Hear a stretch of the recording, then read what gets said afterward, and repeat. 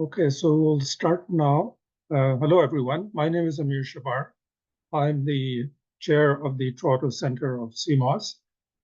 Before I introduce today's speaker, I'd just like to mention that the 2025 renewal for the membership of CMOS is now due. So if you are a member and you overlooked your membership renewal, please go ahead and submit your subscription again. And if you're not a member, I invite you to join the CMOS membership. We do quite a few things with the membership dues. We sponsor science fairs, give scholarship to graduate students, among other things. And of course, these webinars and we organize on a monthly basis. So with that said, I would like to introduce today's speaker, Dr. Subich, Christopher Subich. He's received his PhD in 2011 from the University of Waterloo. He's a research scientist with Environment and Climate Change Canada since 2015, and he works in the atmospheric numerical weather prediction. Aside from application of artificial intelligence and machine learning to forecasting, Dr. Subich specializes in high-order numerical methods for geophysical fluid dynamics. So today's topic is data-driven techniques and artificial intelligence for weather prediction, the state of the art at the ECCC's plans. So over to you, Christopher.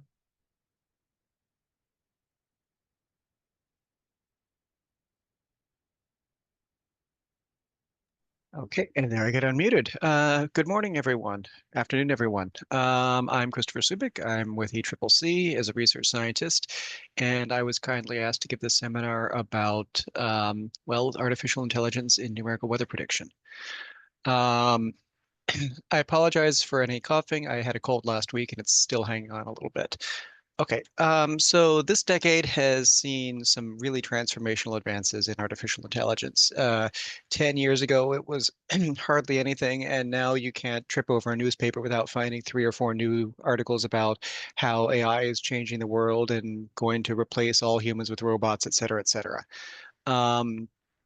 But most of these headline uses of AI are involving AI in an area where computation hasn't really been used before. We've never had an algorithm to create a PowerPoint deck for something, or to summarize a whole stack of legal files in a brief for a lawyer.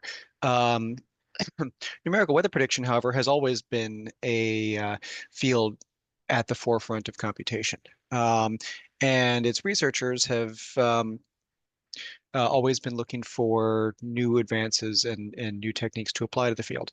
But AI really came to this domain about 2 years ago with the release of ForecastNet, Graphcast, and Pangu-Weather, which were the first ones that really showed that a full AI system trained on nothing but on data with no real physical principles behind them could meet or beat the operational forecast of their comparison was ECMWF. Weather forecasting is big business with large budgets going to, well, the supercomputers necessary to make forecasts. And it also has even larger economic and safety impacts for the public. So the open question is there a better way to forecast the weather? This talk is a whirlwind tour of how AI is transforming weather forecasting, particularly at the medium-term forecasting scale. So about 1 day ahead to 2 weeks ahead. Beyond that, you get to seasonal prediction, and shorter than that, you start seeing more of a role for nowcasting type applications. So this talk is a very high-level overview of what's a very technical subject. And I'm going to try to organize the field into a few broad themes so that you, the audience, can come away with a good conceptual understanding of what's going on. I'll make mention about how this is applying to ECCC and what we think of AI weather forecasting and how we're starting to adopt it. And I'm going to conclude with some high-minded moralizing about treating this topic literally deathly seriously, because weather forecasting is genuinely important in a way that making pictures of cats isn't. This talk is not going to be a technical deep dive. If I wanted to do that, it would take a week. And it's also not a comprehensive look at the entire field of meteorology because that gets one, beyond the scope of a talk, and two, outside anything I can authoritatively talk about. Also, while I'm going to speak about the future, I obviously don't have a crystal ball. I am Christopher Subich. I'm a research scientist with the Meteorological Research Division of ECCC since 2015. I'm one of the researchers currently working on AI-based atmospheric forecasting. So I'm coming to this from the limited perspective of a specialist, where I have a good technical grasp of the field, but I'm a bit in the weeds with atmospheric forecasting. So I don't have a thorough working relationship with other domains like the nowcasting or the statistical post-processing. And also, while I have some passing familiarity with the managerial decisions involved, I'm not making them. So I'm not speaking for my bosses, I'm speaking for myself. Prior to the AI revolution, I worked primarily in the dynamical core, and that aligns with my academic background of numerical methods in geophysical fluid dynamics. So, as mentioned, numerical weather prediction has long had an interest in adopting the state-of-the-art computational methods. Weather supercomputers are big, expensive, and energy-hungry beasts, and they demand to be used efficiently. Um, the latest Environment Canada supercomputer procurement from 2015, 17-ish was $500 million. But it's not really a 1995 supercomputer plus 30 years of Moore law. The new thing in supercomputing is GPUs. It has been for the last 10 to 15 years. And deep learning approaches are perhaps the most natural fit for what is the newest hippest silicon. The literature has a long history of task-specific attempts to use machine learning in weather forecasting, including emulation of long-wave radiation and gravity wave drag, and some attempts to use machine learning to compute flow-dependent corrections during data assimilation. But mostly these experiments have taken the role of accelerating some part of the traditional NWP process that's been too slow. The new thing is the use of an AI technique to emulate the entire forecast system all at once. This really came on the scene in 2023 with Graphcast and Pangu-Weather. ForecastNet kind of came first, but only matched IFS's performance. It didn't beat it. These models applied AI techniques to the entire forecast problem all at once and showed that they could outperform traditional systems. That was a dramatic shift from the researcher-led system-by-system approach where you replace one parameterization, then the next, and you have, at the end of the day, a system that's still structured very traditionally. But this also requires very large-scale computation for the model training. A small system you can train on a workstation or so. A large system you need some real serious hardware for. Overall, these models are fast, and by fast, I mean 2 to 3 orders of magnitude faster than CPU-based traditional NWP at producing a medium range forecast. Now, the fast is not strictly the end of the story because these systems also have their limitations, which I'll discuss later, but you can cover up a lot of sins if you're 3 orders of magnitude faster. These AI models apply universal principles from the artificial intelligence and machine learning domains to the specific problem of weather forecasting. So very few of these leading AI models have any specific physical understanding hard-coded into them.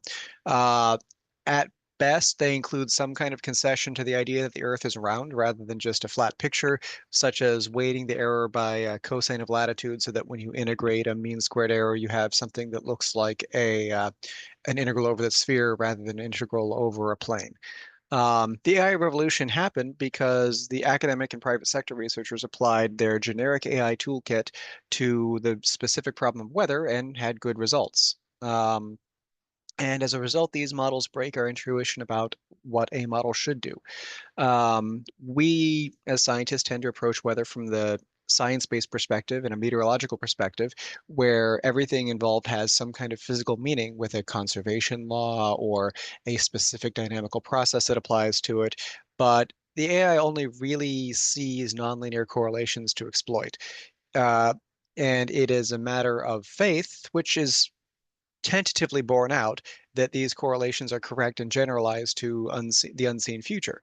But this general purpose AI is also not explainable in the same way. With a traditional forecasting system, if you have some kind of forecast bust, you can dissect the model and figure out exactly what thing went off the rails to predict snow in July. An AI system does not normally have that kind of understandability built in. So really, to a first approximation, the AI treats the weather like a picture of a cat. Um, and by that, I mean it's an image-like transformation problem. The weather today, given as an input to the AI model, becomes the weather tomorrow. This is actually a reasonable look at things because there's a very strong spatial relationship between each output point and its immediate neighborhood. This behavior is somewhat relocatable around the globe. And just like an image, there's a multi-resolution structure with large-scale features that define, in some sense, the semantic content of the weather, and fine-scale detail that shows how it applies to the local area. Um, and as mentioned, these methods give surprisingly good results without directly encoding any physical relationships with the atmosphere. Um, I'll just elide over some of the slide for the sake of time, but in general, you can imagine an AI weather model borrows from image processing models, where each point has some way of looking at its context.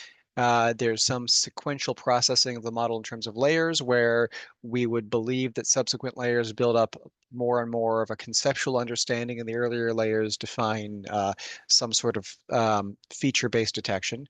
And this structure is learned from the training data. So no one tells an image model that a cat has 2 ears, and no one tells a weather model that tropical cyclones rotate. So they only really learn relationships over variations that exist in the training data. So a model that only sees cats won't produce a dog. And if you take an AI model and you cleverly eliminate all of the data, all of the observations of hurricanes, it won't generate them either. And forecasting is a generative problem, much like in image generation, where the output is conditional on a whole bunch of input parameters. And there are problems with smoothing when you have multiple reasonable outputs. So the average of all possible cat pictures is a blurry mess, but a single picture of an average cat is sharp and cute. So, of course, the weather isn't really a cat, and the weather isn't a picture of a cat either. The weather has multi-channel data in that if you look at it on a sphere, there are dozens of variables that describe the atmosphere and its full vertical variability at each point on the surface.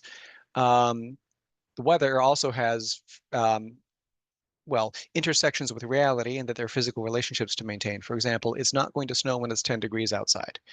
Um, there are strong dependencies on nearly static conditioning data, like flow around topography.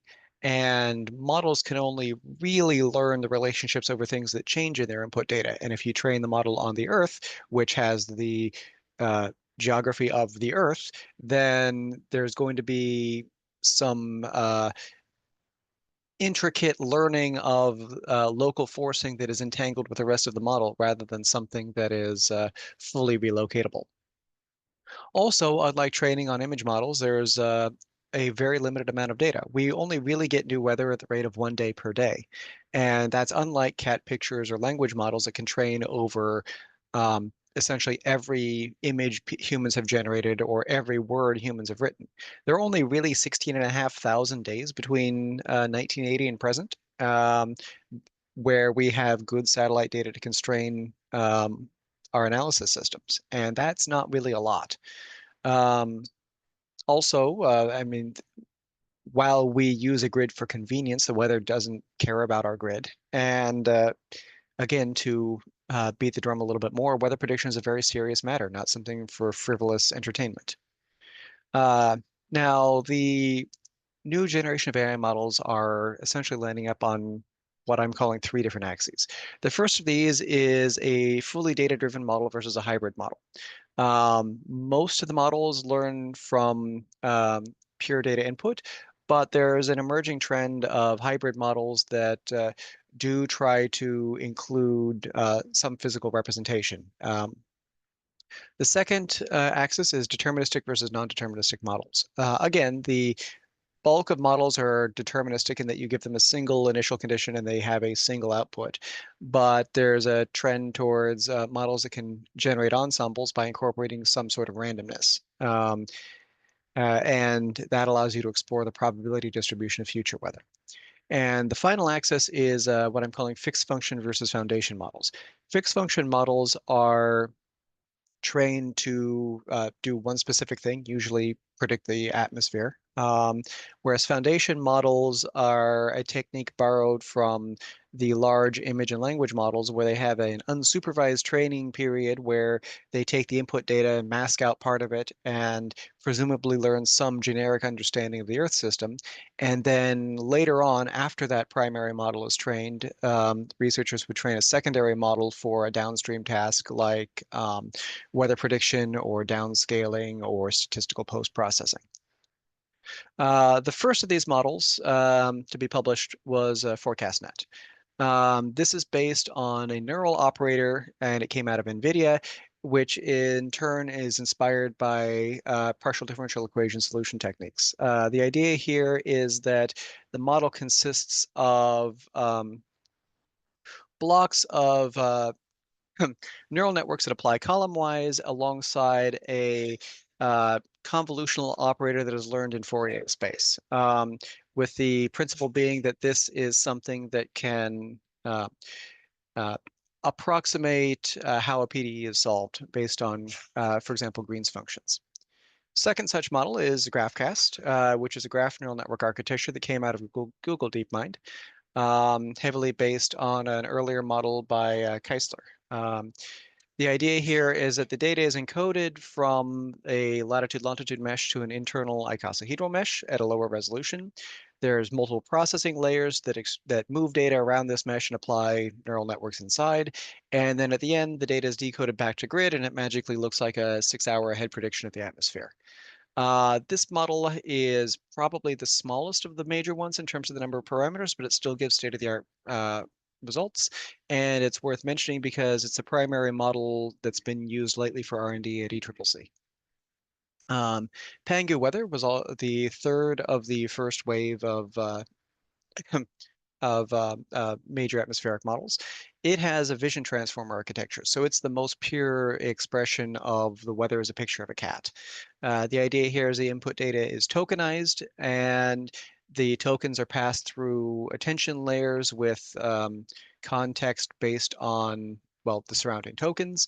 And then at the end, the output forecast is decoded. And again, it magically looks like the 6-hour ahead or 1 hour or 24-hour ahead prediction of the atmosphere. Other models that have come out of various Chinese institutions, Fuxi and Fengwu, also have a very similar approach. So the Pangu-Weather architecture is used fairly generically here. ECMWF has a bit of a head start in AI forecasting, and they have come out with what they call AIFS, and their deterministic model recently was declared operational as of the end of last month, so congratulations to them. This model is transformer-based, but in this sense, it looks more like a language model. The idea of this model is that if you take the grid and you order all of the points from the North Pole to the South Pole, then you can update each point like a language model by having it look to its surrounding context. So each point sees a latitude band around itself in the same way that a language model might have a word attend to the 100 words before and after. This is a clever optimization that allows the researchers there to make the best use of all of the tools that have been very thoroughly developed for language models. And also, it being in-house at ECMWF means that their model is very nicely compatible with their existing forecast systems and data streams. There's a lot of advantage to doing in-house development here. The first of the generative models is called GenCast, which is the application of a diffusion model to the weather. Diffusion models are better known as the models that make pictures of cats. And in this case, the diffusion model asks an internal neural network to iteratively remove noise from a candidate forecast. This candidate forecast starts as a pure Gaussian noise field of white noise, but then by steps it tries to read the tea leaves to see the future. And again, it works.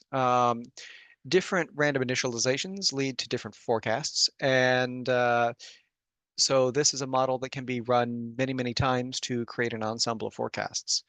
And the diffusion architecture is nice in that even when trained with mean squared error and with no special attention paid to it, each ensemble member tends to be sharp because the underlying neural network only removes a little bit of noise at each step. So um, it understands that, for example, the last few steps, it should only be touching the fine scale details.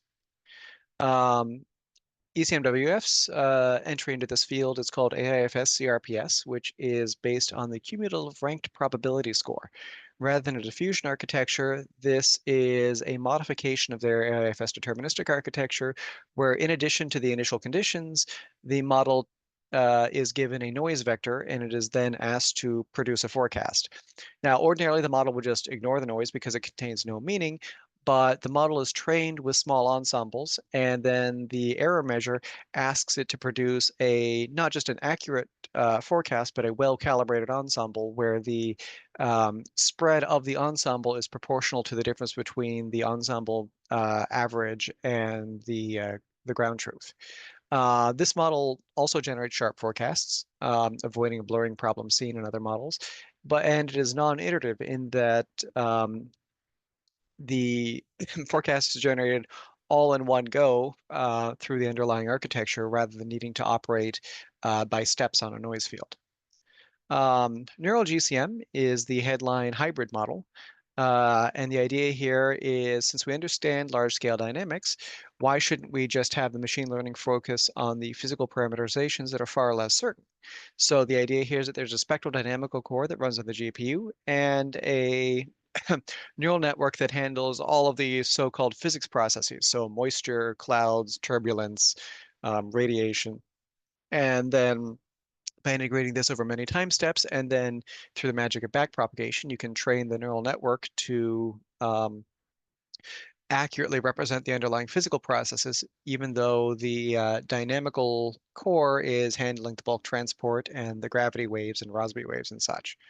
Um, this model is also unique in that it has a wide variety of loss functions to make sure its outputs have attractive properties. And finally, I'm lumping together the foundation models all on one slide. The two major ones here are Aurora from Microsoft and Prithvi from IBM. Each of these are token-based architectures that include an unsupervised learning stage, where the idea is that the atmosphere is given as input. It's various bits of it are masked out randomly, and the model is asked to fill in the blanks. This is essentially how language models are trained as well, where a sentence or a paragraph or a chapter is given to a language model, and it's asked to produce. Sorry, it's asked to fill in blanks for mass tokens or asked to produce the next token from the future. And the idea here is that pre-training the model will give a large model that has some kind of generic understanding of the weather, and then given that model, researchers can attach a decoder model onto the end of it that is much smaller, but can leverage all of the learning of the big model. The utility of this probably depends on assumptions about scaling based on model size. Right now, Aurora and Prithvi are not larger than any of the other models, and they don't outperform any of the other models at normal forecasting tasks. But if we imagine that AI models become 100 times larger in the future, then this kind of architecture that allows more reuse of work is very credible. Now, that being said, all of these models have systematic limitations. The big one is physical consistency. AI systems are very smart about minimizing the loss function given to them during training, but most loss functions don't really care about physical reality. In particular, AI models tend to be physically inconsistent at fine scales. For example, they have winds that depart sometimes fairly dramatically from hydrostatic balance at fine scales. And also, they tend not to show a butterfly effect, where real atmosphere has sensitive dependence on initial conditions, but many of the studied AI models don't show that. I'm not aware of any study about this with the sharp ensemble forecasts, but it's plausible that that applies generically. The deterministic models also tend to produce smooth outputs because they learn that the future is inherently unpredictable, and the best prediction of an unpredictable thing is the average. For example, the best prediction of the roll of a single six-sided die is 3.5, even though 3.5 is not a number on the die. And if I always predict 3.5, then I'm dramatically understating the variability. That being said, if we need to minimize the mean squared error between my prediction and reality, that's the correct answer. As a result, deterministic models have an effective resolution that tends to be much coarser than the notional grid spacing.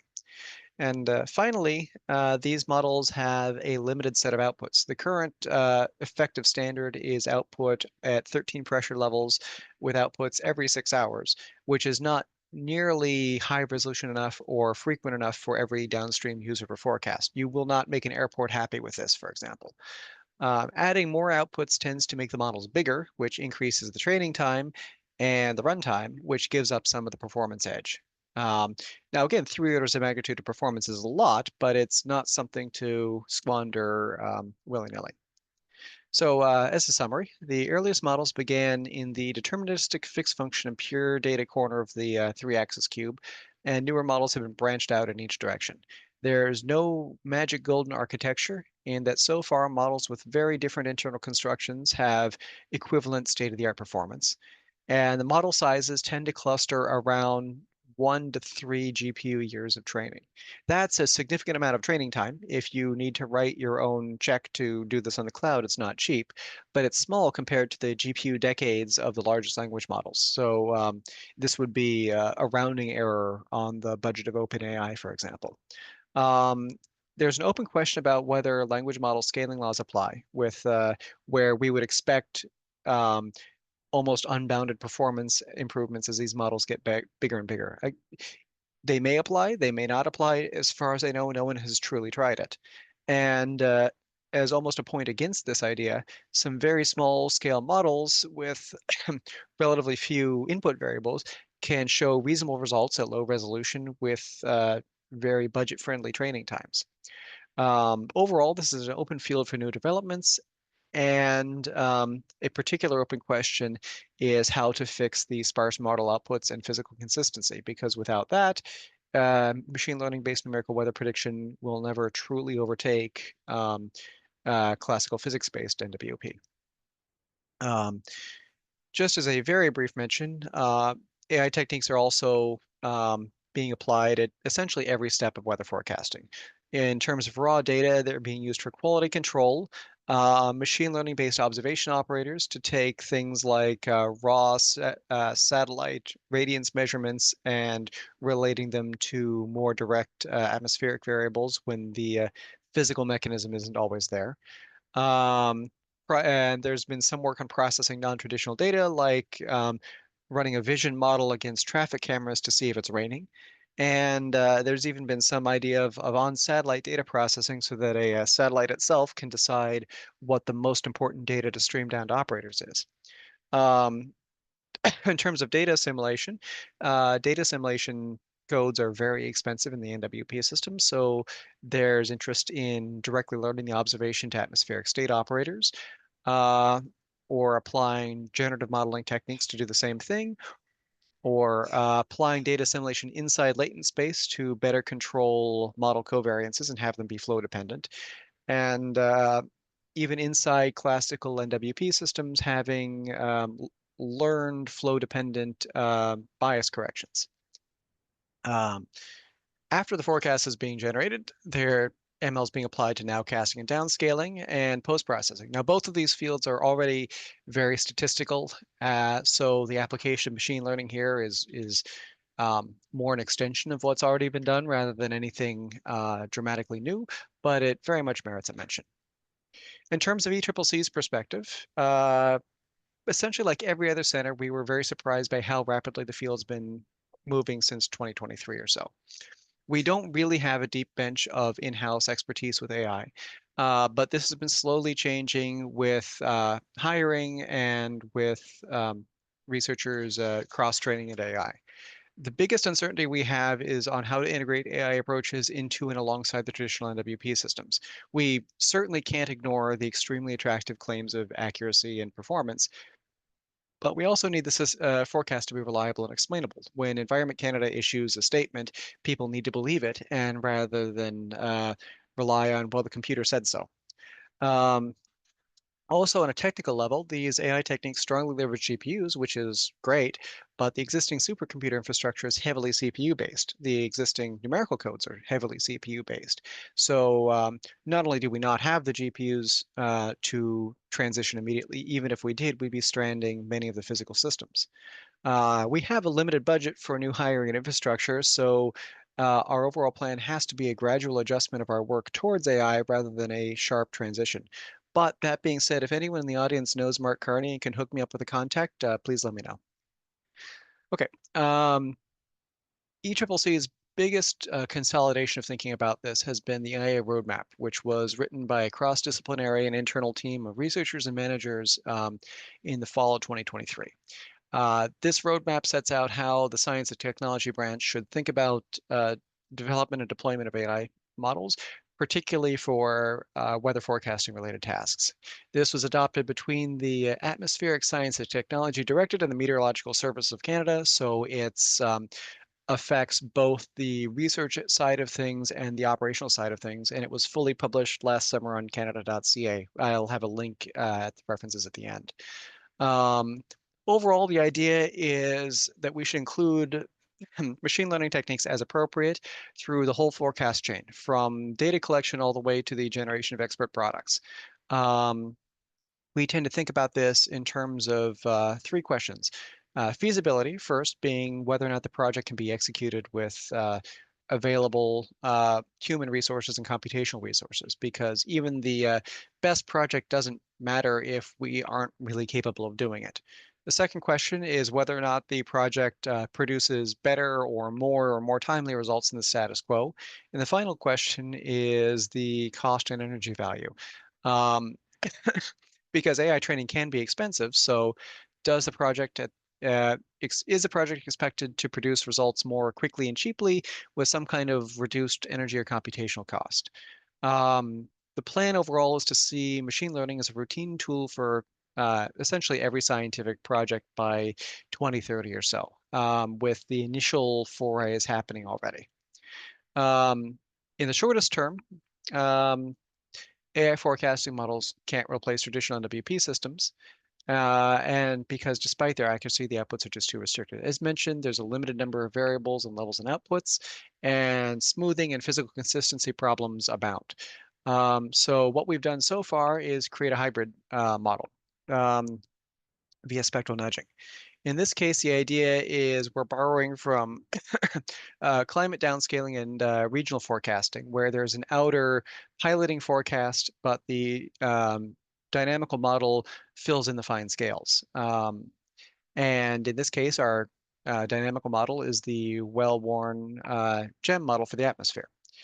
The idea here is to take Graphcast as the outer controlling forecast, allow it to control the large scales, and every time step apply a very small nudging at the large scales towards the Graphcast forecast. And then GEM, which is running underneath this, um, is um, its fine scales are left to evolve freely, and therefore they evolve consistently with the Graphcast forecast. As a result, we end up with all of the output fields, times, and levels of the GEM model and the GDPS forecast system, but we retain essentially all of the accuracy benefits at the large scales of the Graphcast forecast. And at the large scales, the forecast is most credible and most physically consistent.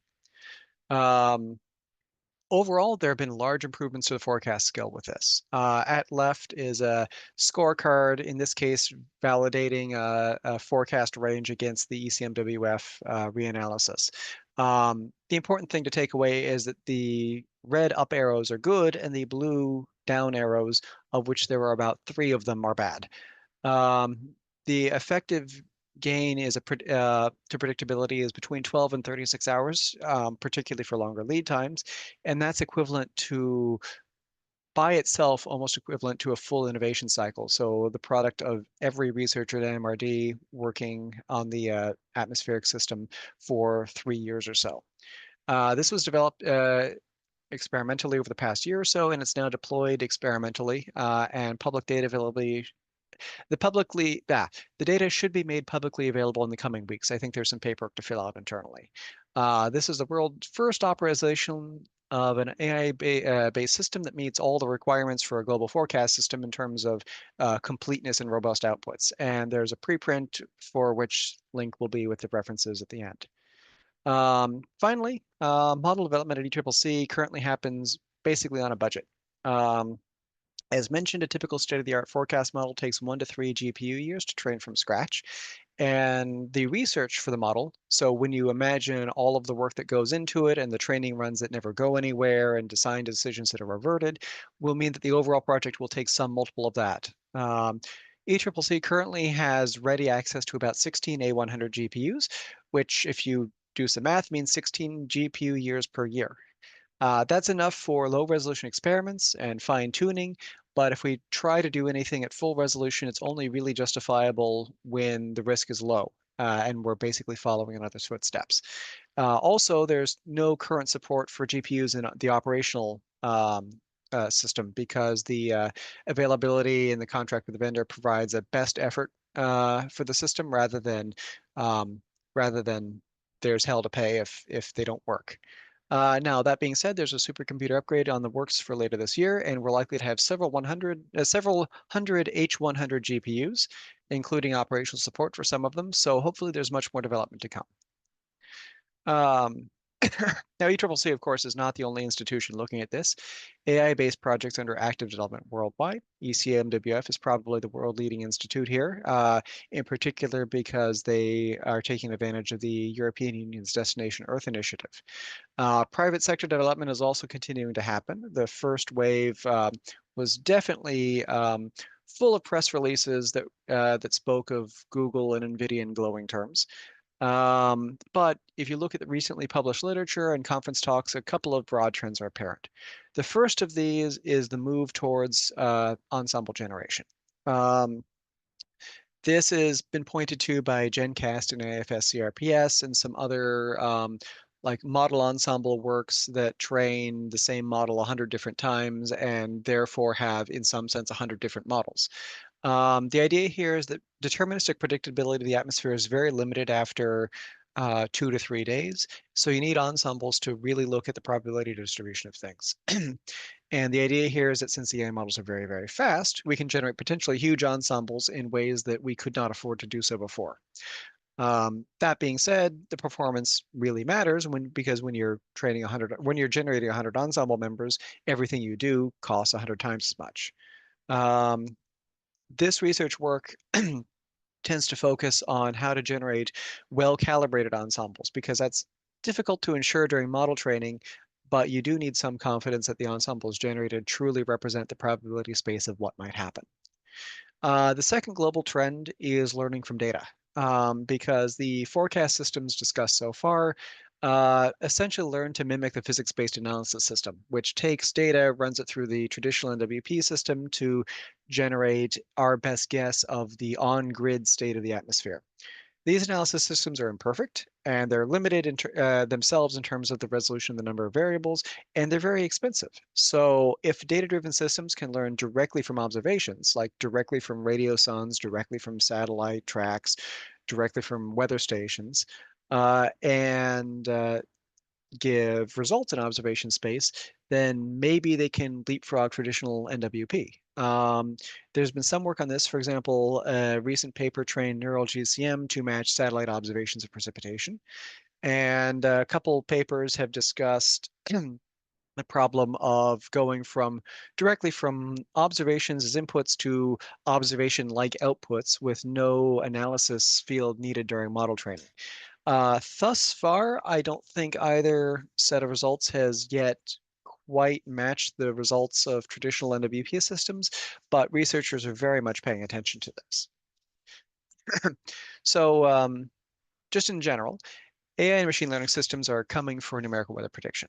Um, the improvements in forecast accuracy and computational performance are far too large to ignore. That being said, the field has serious limitations that prevent wholesale adoption by the public sector. The limited set of outputs and lead times means that the AI forecasts can't fully replace what's being done. And the problems with physical consistency and the limited connections between global, regional, and local forecasts also make it very difficult to generate predictions that humans and politicians and managers are happy standing behind. That being said, the overall field promises an incredible expansion of NWP services if this pans out, with more local and more accurate and more timely forecasts for everyone. And researchers are really working in every corner of this area to expand the frontier. So really, what does this future look like? Are we looking at a whole-scale replacement of traditional systems or an augmentation? The biggest pro-AI argument was set out in a paper by Bauer from formerly VCMWF, who argues that AI algorithms are a qualitative leap in the way we understand the Earth system. And they have essentially no limits of understanding when learning directly from data, whereas our traditional NWP systems are limited by how clever our researchers can be when coding things up. Um, he argues AI-based NWP will essentially replace all traditional weather prediction, ultimately leading to centralization of weather prediction in one or two global weather centers that have the budgets and resources to process enormous quantities of data. Um, there's also an argument that these systems will augment rather than replace traditional NWP systems. That's based on a more careful extrapolation of current trends. Today's AI systems rely on the traditional NWP to bootstrap the model and provide a so-called model inductive bias to tell it that the weather is the same everywhere, because observations can only do so in areas where you have observations. We also have a truly limited amount of data. We only have one Earth to observe for weather, and we only get weather at a real-time rate. So to see if this argument is going to win over the AI domination argument, um, the critical feature will be in progress in learning directly from data. Um, if AI systems can learn directly from data and start seeing uh, improvements to resolutions that are currently unmatched in traditional NWP systems, then maybe the AI takeoff argument is stronger. If they struggle, then the augmentation argument is stronger. In the augmentation future, um, AI is probably going to have a strong role in operational NWP that's time constrained and budget constrained. Uh, but traditional physics-based simulations may very well have a long, long role in providing synthetic training data. For example, telling it what turbulence in an urban environment might look like. But regardless of which futures holds, this genie is not going back into the bottle. If I were giving this presentation 2 years ago, I'd include a caveat that maybe there's some fundamental limit will be reached and progress will stall. I no longer think that's plausible. And finally, I will end on a sober note about the importance of numerical weather prediction. This is not just a fun computational problem. People's lives really depend on weather forecasts. Improved forecasts will save people's lives. It will save millions of dollars in economic loss. But on the other hand, a forecast bust can get people killed.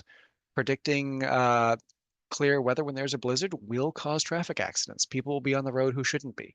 Hurricane predictions determine evacuation routes. People will literally be washed away with bad hurricane predictions. And that makes this ethical landscape extremely complicated. On one hand, it's irresponsible for the public sector to discard real benefits from AI systems just out of an aesthetic distaste, like the idea that we don't really understand AI, so we can't use it. But on the other hand, the AI models tend to be unexplainable black boxes. So if there is a forecast bust in an AI system, you can't dissect the model and figure out exactly what parameter went wrong. In a traditional system, you can.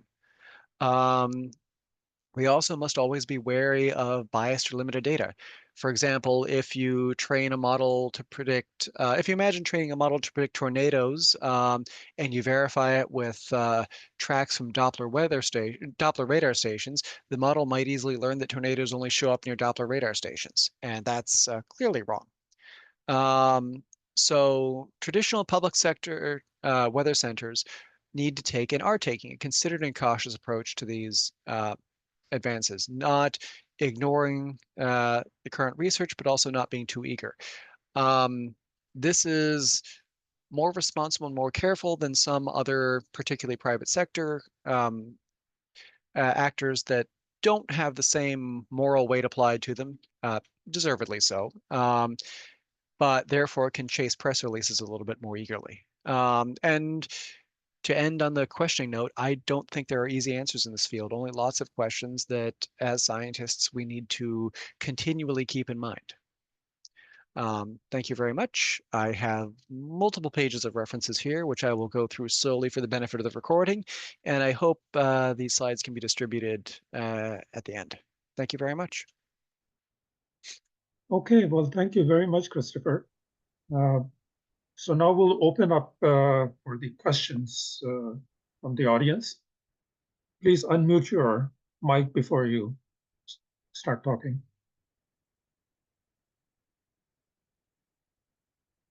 Or don't. You can talk with your mic muted too. I just won't hear you.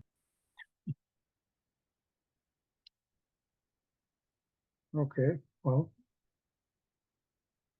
you explained it so well that no one has any question, it seems.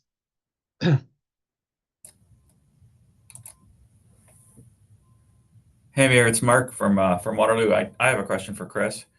Go ahead. Chris, I was sort of wondering. I mean, a lot of these models work by analogies, right, to LLMs and things for vision and stuff like that. Those have a very particular architecture, right? So do you think, like, are we at the end as far as the sort of the learning part, right? Are we just borrowing somebody else's tools or toys for the, if you want to analogize, like your cat analogy? Or is there room to develop something completely new? I think there's some room to develop some things that are fairly new. There's an internal project run by a colleague of mine to couple essentially to build a semi-Lagrangian advection block to stick in some of these models, for example. That being said, one weird trend of AI modeling is the so-called bitter lesson that encoding physical understanding into systems tends to lose to more general architectures and larger architectures that are capable of themselves learning the physical constraint. The idea being that the weather as a cat model has so many parameters and can execute so many floating point operations that that it's already capable of internally doing the right thing, even if there's no explicit encoding of that understanding. In other work a while ago, I noticed just through performance measuring that, like, Graphcast, for example, executed approximately as many floating point operations to generate a 24-hour forecast as GEM. It's just 3 orders of magnitude faster because on one hand, it's running on the GPU, and on the other hand, since everything it does looks like a large matrix-matrix multiplication, it is using the computer hardware in a much better way. That kind of efficiency is very difficult for researchers in traditional NWP to reach. But I think that the best way of encoding physical understanding in these models is not necessarily in the architecture, although I'm happy to be wrong because papers where I'm wrong are ones I learned from, but in more sophisticated processing of, for example, the loss function. Most of these models are trained on something like mean squared error, and it works, but it's really crude. Like, there's no guarantee that a Graphcast-based forecast will conserve mass. It doesn't have an understanding of mass. It doesn't explicitly encode clouds. So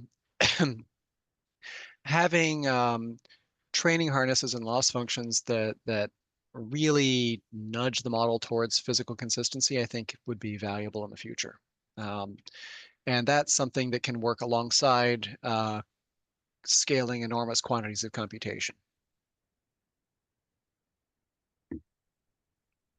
There's also process-based studies. For example, we don't have observations to constrain urban turbulence. Like that's just not something that we're even really capable of measuring. But you can imagine an integration with basically fluid dynamics, where um, physics-based simulations provide reference but synthetic data for these models to learn from, in the same way that we always talk about wanting to generate good physical parameterizations for unrepresented processes.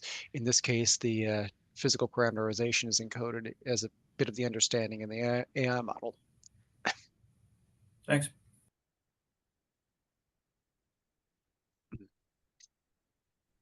It's Bob, Okay, I have it's one Bob question. Morris. I have a question. Okay, go ahead, Bob. I think I know the answer to this, but you didn't mention anything about maybe applying this in the GCM future climate role. Is there any comments you have about that? It's tricky because the model only sees the variations that have existed in its training data. And you can imagine the model sees the the background carbon dioxide level that we've seen from 1980 or so to present. Extrapolating it to the climate of 2100 is weird. There's been some published work on this. I'm not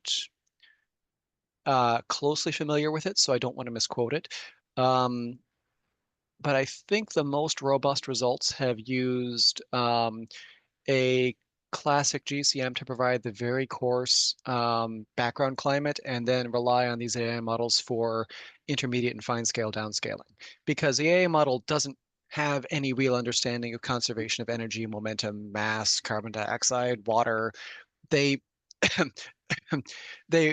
only a few of them have a representation of the ocean's surface. I don't think any have a representation of the deep ocean. They have a crude understanding of the surface conditions, and all of these change over 100-year time scales. So for climate modeling, the medium-term future seems to be some kind of physics-based constraint, and then AI-based downscaling. And that is pretty credible. I mean, already you see downscaling studies of, well, okay, what does the climate of Vancouver look like in this emission scenario 100 years from now? And that is a much more, I suppose, data-driven problem. So um, it's again a case where the AI system augments what we already have rather than as a wholesale replacement.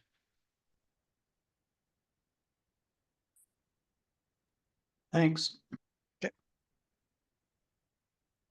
Okay, one question that I have, you mentioned that, or we know that AI has enormous requirement for computing power. Yes. I think you mentioned that there might be an upgrade to the supercomputer, but are we anywhere near, you know, at a threshold to really make a significant difference with AI, with the computing facilities that we have currently? You mean, are you implying needing more computation or being able to get away with less? Well, with getting more computation, but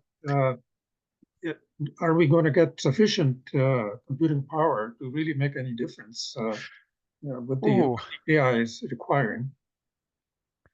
I think it depends on your view of where the future lies. Environment Canada is likely to get a few hundred H100 GPUs by approximately the end of the year, give or take inevitable bureaucratic delays. If state-of-the-art forecast models stay around the current size for the next decade, then that will probably be a reasonable amount to do something close to state-of-the-art research. If I receive a note through a time machine saying that 5 years from now, AI models are 10 times the size they currently are, then that won't be enough. I am not aware of any research on true scaling of these models. So like OpenAI or Anthropic or Meta will conduct scaling studies, and they understand fairly well how many billions of dollars of computation will translate to their model scores. That doesn't exist for the weather prediction yet. I know there's hope that these AI systems can make the operational NWP much cheaper. And that won't matter for the current supercomputer upgrade for this year, because that's been planned for years already. But I think it will result in some tension for whatever replaces it in 3 to 5 years. This is getting into management level speak, where I'm have no direct role, but the current idea of NWP is that research is cheap because you have some PhDs who turn coffee into papers, and then the operations is expensive because you run the system 4 times a day, every single day, in several different systems. For AI, that kind of inverts because model training becomes quite expensive, but then in operations, it tends to be cheaper. And I think that is going to cause some interesting discussions about budget allocations and the like, where I don't envy the managers who are going to have those turf battles. So, so rather than think about it in terms of enough computation, for the medium term, I hope that that organizationally ECCC and for that matter every other center can handle the reallocation that might be inevitable.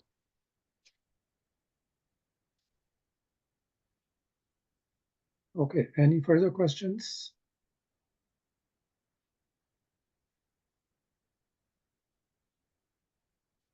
Okay, so I guess there aren't any more questions. So thank you very much, Christopher. Very Thank you for the enlightening. invitation. I've been happy to be here. And it will be available on the CMOS YouTube channel, the whole presentation. Anyone who may have missed it or want to see it again. Oh, good. I can drop my slides in the chat. So for the next little while, people can perhaps download them. Okay, thank you very much. Okay, great. Bye.